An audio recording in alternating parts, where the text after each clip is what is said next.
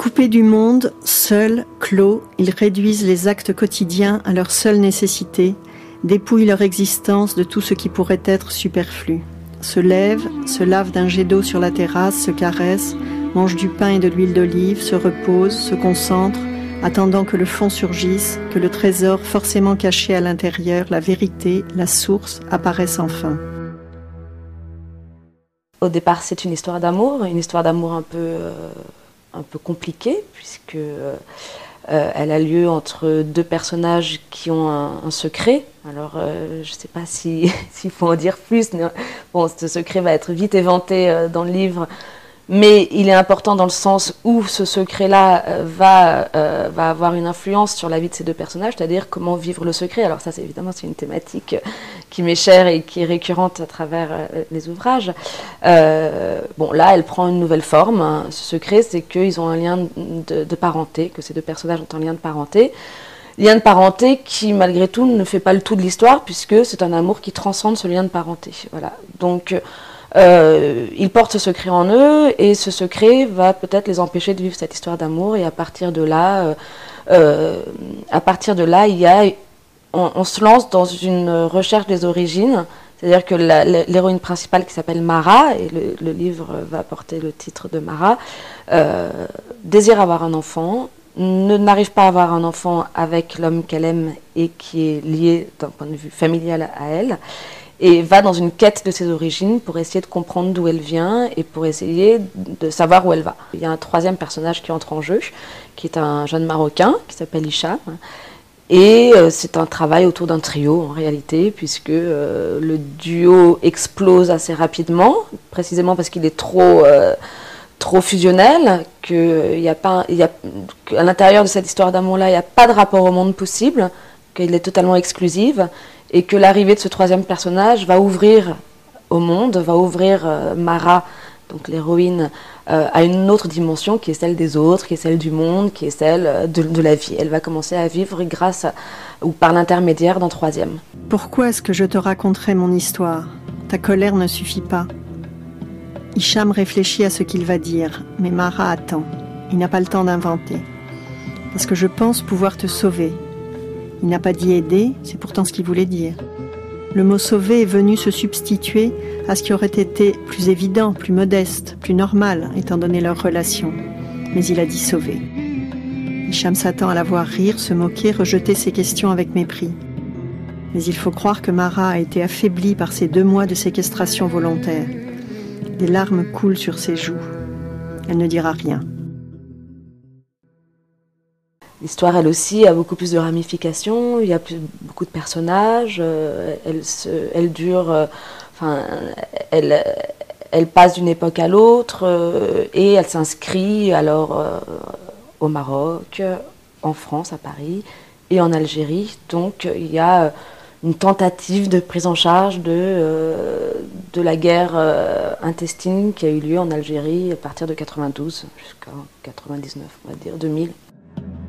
Mara se rêve fille de Radija ou de l'une de ses semblables, grandissant dans une cuisine, au milieu de jambes aux veines gonflées de varices, des jambes blanches aux poils longs qui sentent le savon de Marseille, une odeur de propre mêlée à la sueur, une odeur de cuisine qui à force imprègne la peau. Des jupes longues, des jupons, du tissu sous lequel on cache les secrets. Mais on ne peut pas cacher grand-chose aux yeux innocents des enfants qui viennent s'y réfugier sous ces jupes. Innocents et déjà si savants de ce qui se trame. Une enfance dans un bruissement féminin, des sentiments qu'on assaisonne, le poivre qui fait éternuer et les oignons qui font pleurer, des larmes faciles, des reniflements oubliés, des mains qui caressent, qui bousculent, qui épluchent et qui nattent. Si elle avait grandi dans cet univers, peut-être ne serait-elle pas devenue cette femme froide, distante à tout et à tous excepté Manuel, cruelle par indifférence. Je commence pas un livre en me disant « Tiens, cette thématique m'intéresse d'un point de vue intellectuel, il faudrait essayer de l'explorer ».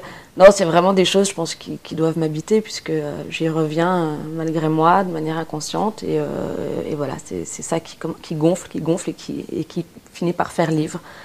Donc là, c'est encore une histoire, effectivement, où il y a du secret, où il y a du trio, où il y a des liens de parenté, des thématiques, disons...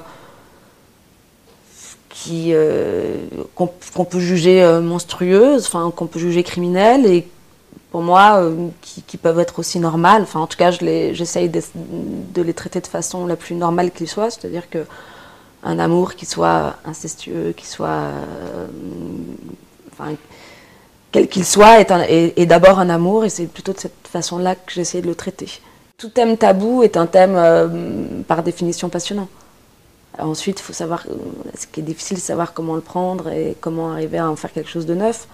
Ça, je sais pas si ça sera le cas, mais en tout cas, il y a une telle richesse, un tel infini dans ces thématiques-là que je pense qu'on peut les explorer à nouveau frais en permanence.